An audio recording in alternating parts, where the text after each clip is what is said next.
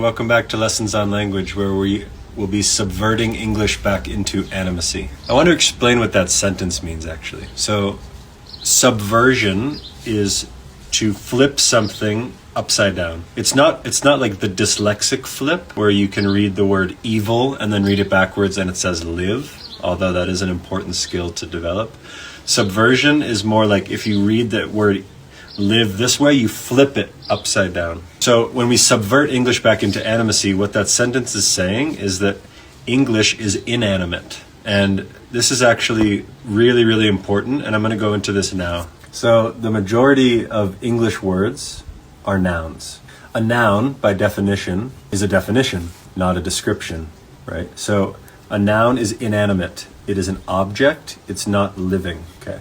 So for example, when we say the word tree, that's a noun, which freezes reality. It freezes the tree into an image of something that we can now label, measure, and perceive the tree from a quantitative state. The tree is living. We know that the tree is breathing. We know that the tree communicates with its mycelial roots, yet here we are with the word tree, freezing it into a noun. The issue with nouns and the issue of objectification is that when we turn that tree into a noun, when we turn it into a non-living entity with the perception of the definition of a noun, it now enables us to extract and exploit from that being.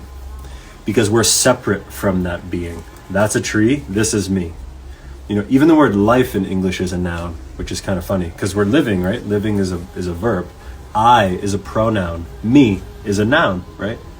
But I'm not a frozen entity, I'm living. So the issue with the nounification or the thingification of English and why we need to subvert it back into animacy is because we perceive the majority of reality through the English lens as inanimate objects. So the other side of the polarity of an inanimate object is an animate subject, right? So when we subvert English back into animacy, animacy is the living spirit of all things, something that has consciousness. And when we say consciousness, it's not that we're ranking it, like, oh, humans have this level of consciousness, but cows have this level of consciousness, but rocks have this level of consciousness, but humans are the most evolved level of consciousness, so they're not as conscious as us.